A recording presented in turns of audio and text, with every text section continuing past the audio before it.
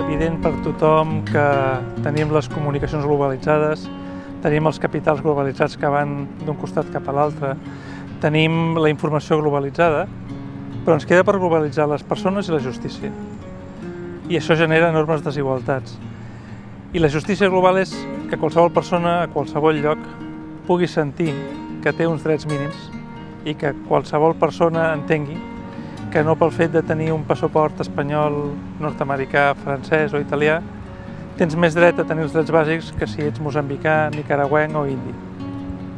Hem d'intentar lluitar per aconseguir que l'altre sector de la societat, que encara no arriba a plantejar-s'ho i que viu d'una manera totalment aliena en aquestes injustícies, doncs conscienciar-los i igualment, sobretot, a les elits polítiques i econòmiques que són les que bàsicament condueixen el món per aquestes desigualtats. I la desigualtat extrema, que en un cert moment es podia haver donat entre països del nord i del sud, en aquests moments la desigualtat extrema es produeix a tots els nivells. I per tant, quan estem parlant de globalitat, quan estem parlant de desigualtat, hem de parlar de desigualtat tant a nivell local, com a nivell nacional, com a nivell mundial. La justícia global és com l'horitzó, que no l'arribes mai a tocar.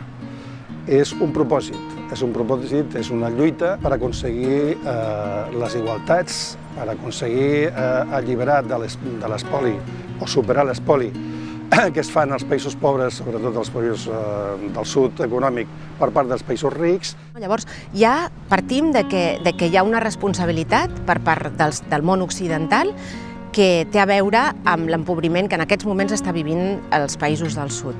Això per una banda, i d'altra banda, ja posant-ho en un moment més actual, menys històric, és que pensem, que siguem conscients i tinguem consciència clara de que el nostre accionar diari té impacte en les relacions, diríem, de poder establertes entre el nord i el sud. El fet d'intentar tenir una perspectiva més àmplia i parlar de justícia global jo crec que és com imprescindible.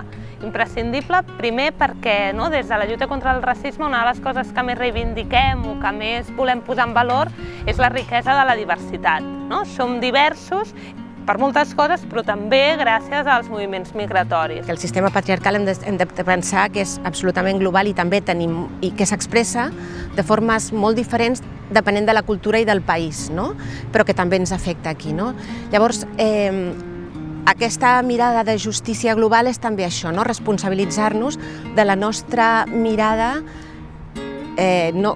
colonial, pensar que estem en una situació privilegiada en el món, estem reproduint unes relacions de poder envers les dones d'altres països. Si perdem el paraigües de tenir aquesta visió més àmplia de quines situacions de pobresa es poden viure en uns països o de guerra, però també de processos en positiu de transformació social, què està passant en alguna banda del món a nivell participatiu, per exemple, que ens pot ser interessant.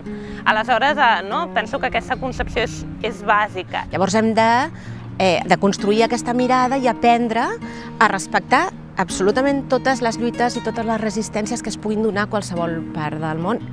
No només respectar-les, sinó donar-les suport.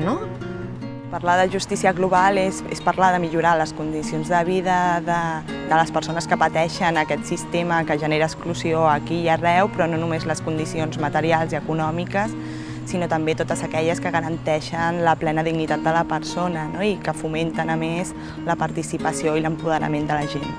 Com ho fem o com ho volem fer? Doncs pensant, posant a les persones en el centre, com a ens que té uns drets, que té unes capacitats i empoderant, focalitzant-nos molt en les dones, en la situació concreta de les dones, generant aliances amb administracions, amb altres entitats i amb altres organitzacions. Al principi parlàvem més des d'un punt de vista econòmic i últimament hem anat incorporant altres factors de desigualtat, com és la justícia climàtica, la desigualtat de gènere, la diversitat religiosa. Hem anat incorporant més des de la perspectiva cultural tot allò que també genera desigualtat i que no és només econòmic. En el món, perquè hi hagi justícia global, el que cal és reduir la violència. reduir les violències. Parlem de violència estructural, parlem de violència directa i parlem de violència cultural. Clar, amb això englobem tots els problemes que poden haver-hi, perquè violència estructural estem parlant de justícia social, de justícia econòmica, també d'oportunitats polítiques. Quan parlem de violència directa estem parlant d'acabar amb les guerres, estem parlant d'acabar amb la violència contra els més febles de la societat, estem parlant de que no hi hagi atacs, que no hi hagi maltractaments, etc. I quan parlem de violència cultural estem parlant de reduir, de deslegitimar aquells discursos que fan possible que les altres violències existeixin. Hem anat enrere, molt enrere, amb la protecció de la població civil, en conflictes. Una altra qüestió seria la qüestió de la impunitat. Ens preocupa molt que quedin impunes les vulneracions de drets humans, les del passat i les que s'estan cometent ara. I també la qüestió de les retallades en drets i llibertats. En el context de la guerra contra el terrorisme, que a nosaltres no ens agrada aquest concepte, però el que s'utilitza en termes de seguretat, se'ns fa triar entre seguretat i drets humans com si no poguessin anar plegats. Hem de triar seguretat i hem de vulnerar drets? No. Nosaltres pensem que seguretat i drets humans poden anar junts i hem de trobar la manera de fer-ho, i pensem que el concepte de justícia global pot encaixar molt bé en aquesta idea de protegir els drets i les llibertats de què ens hem dotat.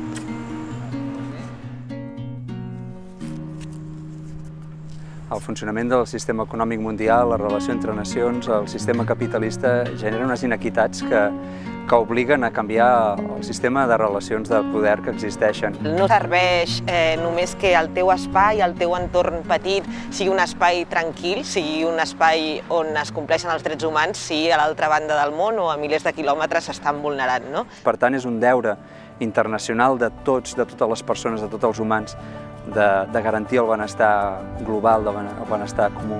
Si no tenim aquesta visió global i universal, no podem parlar de justícia social.